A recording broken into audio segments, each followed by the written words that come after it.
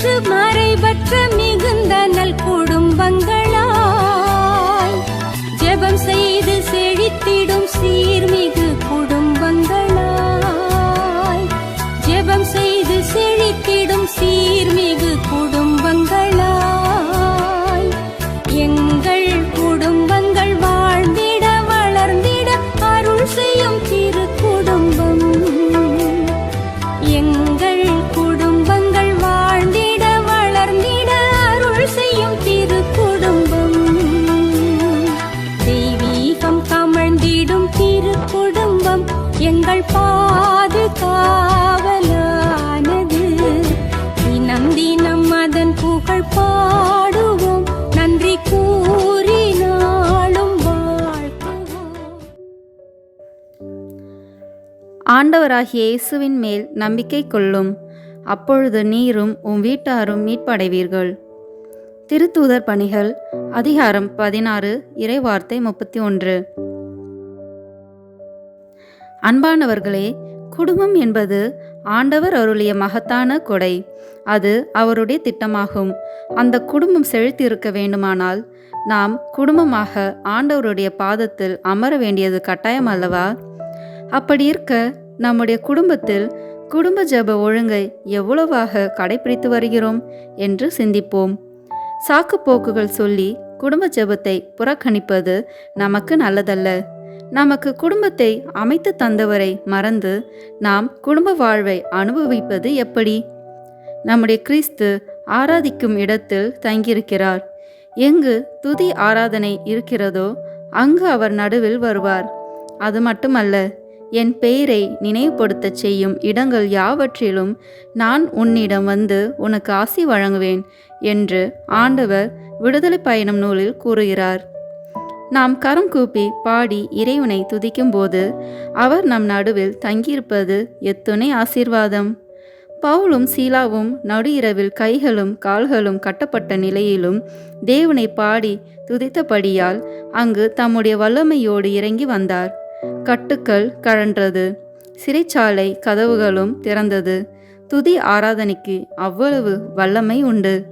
மேலும் பாடி துதிக்கும் போது நம் நடுவில் அவர் இறங்கி வருவார் என்றால் நமக்கு விரோதமாய் வருகிற சகல எதிரிகளையும் அசுத்த ஆவிகளையும் அவர் விரட்டி நமக்காக யுத்தம் செய்யவும் சத்துருவை மங்கடிக்கவும் வல்லவராய் இருக்கிறார்.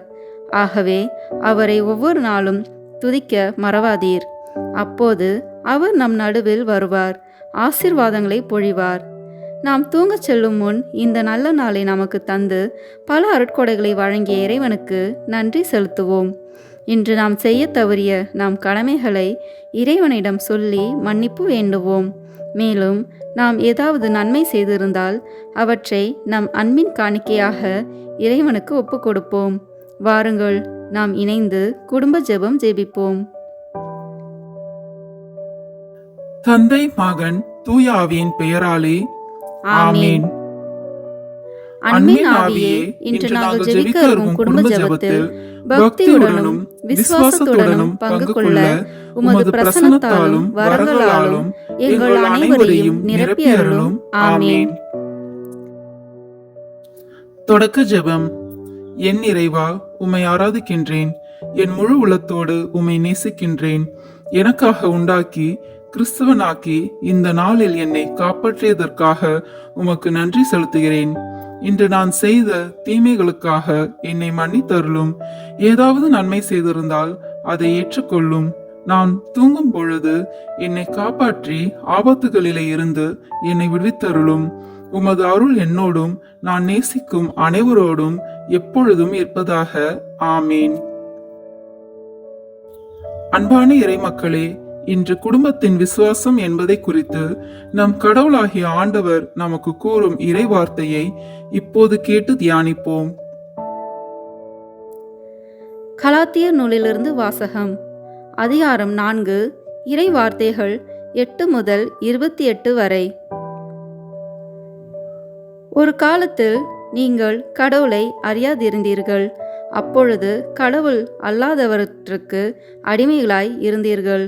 ஆனால் இப்பொழுது நீங்கள் கடவுளை ஏற்றுக்கொண்டிருக்கிறீர்கள். உண்மையில் கடவுளே உங்களை ஏற்றுக்கொண்டிருக்கிறார். அப்படி இருக்க வலுவற்றவையும் வறியவையுமான பஞ்சபூதங்களிடம் திரும்பி போய் அவற்றுக்கு மீண்டும் அடிமைகள் ஆவதற்கு நீங்கள் விரும்புவது ஏன்? நாள், மாதம், காலம், ஆண்டு என்று பார்க்கிறீர்கள். உங்களுக்காக நான் பாடுபட்டு உழைத்தது வீண்தானா என அஞ்ச வேண்டியிருக்கிறது. சகோதர சகோதரிகளே, உங்களை கேட்டுக்கொள்கிறேன், நீங்கள் என்னைப் போல ஆகுங்கள். நான் உங்களைப் போல ஆனேன் அல்லவா? நீங்கள் எனக்கு அநீதி ஒன்றும் இழைக்கவில்லை. என் உடல் நல குறைவுதான் உங்களுக்கு முதல் நற்செய்தி அறிவிக்க எனக்கு வாய்ப்பு அளித்தது. இது உங்களுக்கு தெரியுமே. என் உடல்நிலையை முன்னிட்டு என்னை புறக்கணித்து வெறுத்து ஒதுக்கும் சோதனை உங்களுக்கு வரவில்லை. அதற்கு மாறாக கடவுளின் தூதரை ஏற்றுக்கொள்வது போல், ஏன் கிறிஸ்து இயேசுவையே ஏற்றுக்கொள்வது போல் என்னை ஏற்றுக்கொண்டீர்கள். என்னை ஏற்றுக்கொள்வது ஒரு பெரும் பேறு என்றும் கருதினீர்கள். அந்த மனநிலை இப்பொழுது எங்கே? முடிந்திருந்தால் உங்கள் கண்களையும் எனக்காக பிடுங்கி கொடுத்திருப்பீர்கள். உங்களை பற்றி நான் இதை உறுதியாக சொல்ல முடியும். இப்பொழுது உங்களுக்கு உண்மையை சொன்னதால் உங்கள் பகைவன் ஆனினா?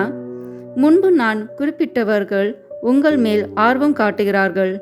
ஆனால் அந்த ஆர்வம் நேர்மையானது அல்ல.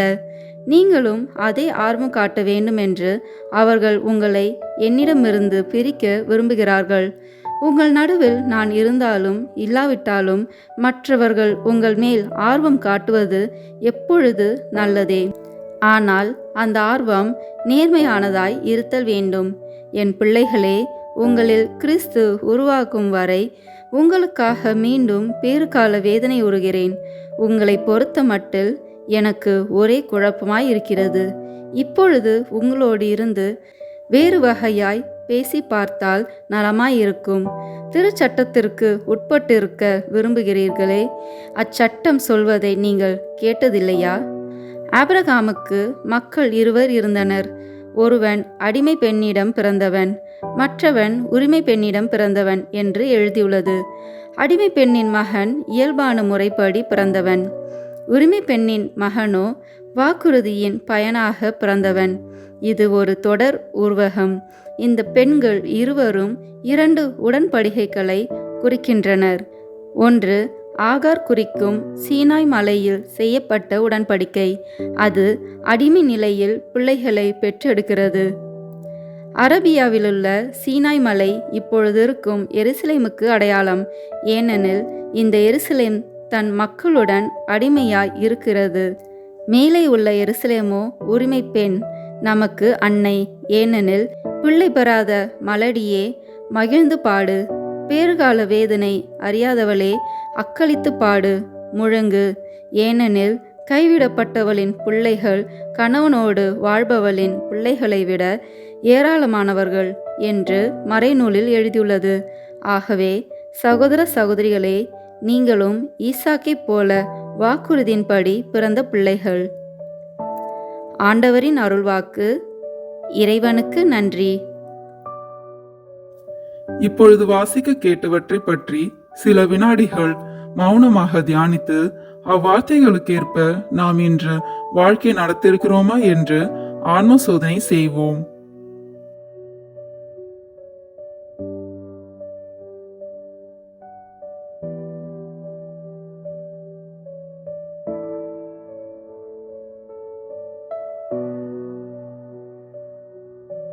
ஆன்ம சோதனை செய்த நாம் நமது குற்றங்களுக்காக மனக்கசிந்து மன்னிப்பு கேட்போம்.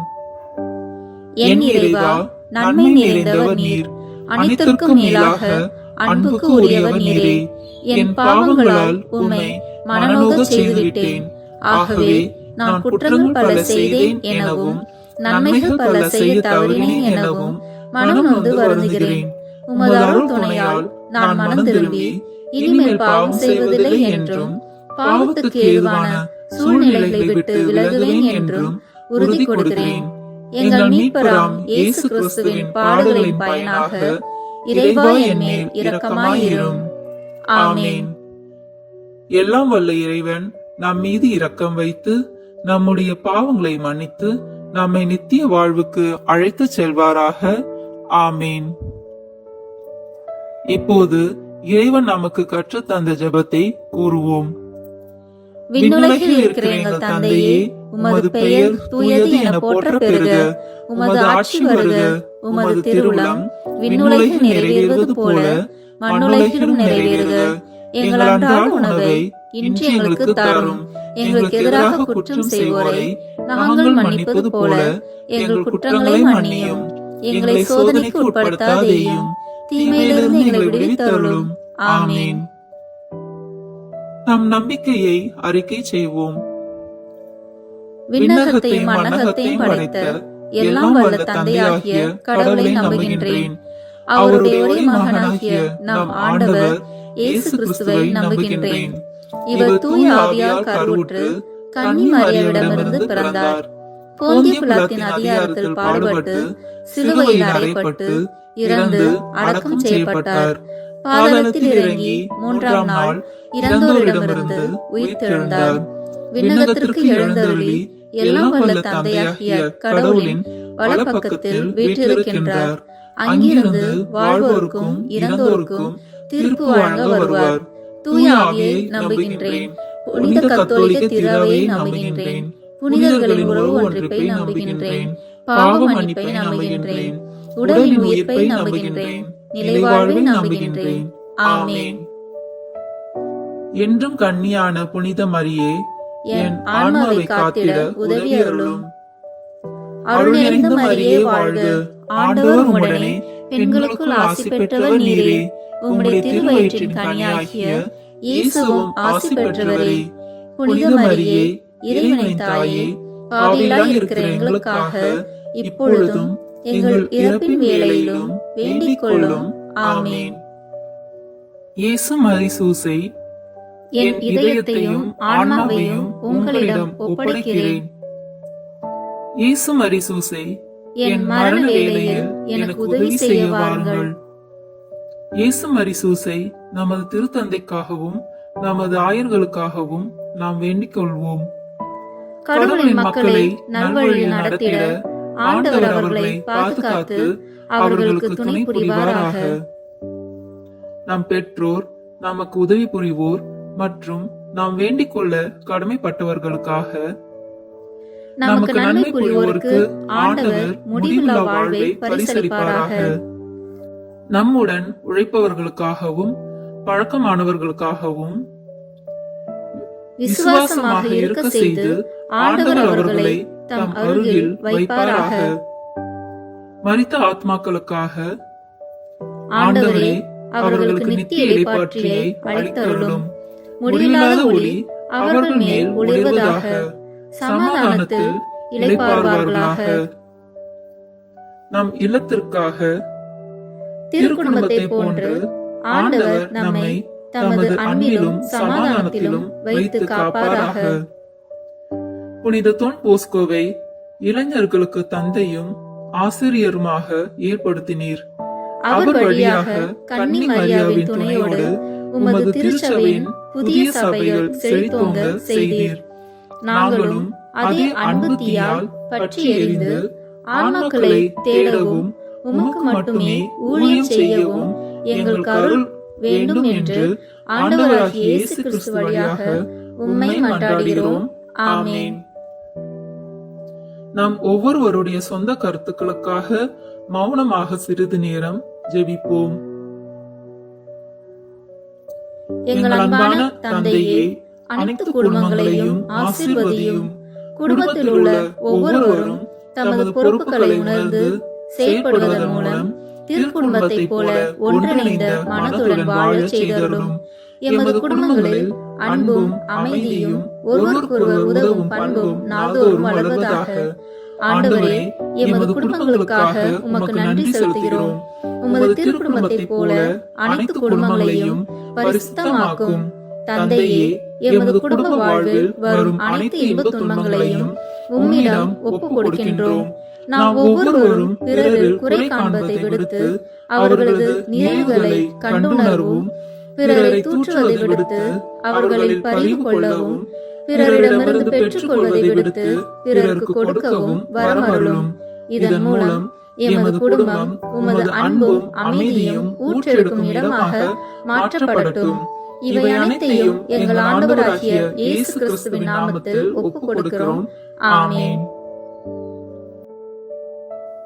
இந்த இரவு நேரத்தில் நம்மை இறைவனிடம் ஒப்புக் கொடுப்போம். வல்லமை நிறைந்த ஆண்டவரே, இன்று முழுவதும் என்னை பாதுகாத்து வழிநடத்திய உமது மேலான ஆசீர்வாதத்திற்காக நன்றி செலுத்துகிறேன். இன்று நான் எண்ணிய எண்ணங்கள், தேவைகள், செயல் திட்டங்கள், செய்து முடித்த பணிகள் அனைத்தையும் உம் பாதத்தில் சமர்ப்பித்து நன்றி கூறுகின்றேன். இன்று நான் யாருடைய மனதையாவது புண்படுத்தும்படி நடந்திருந்தால் அதற்காக மன்னிப்பு கேட்கிறேன்.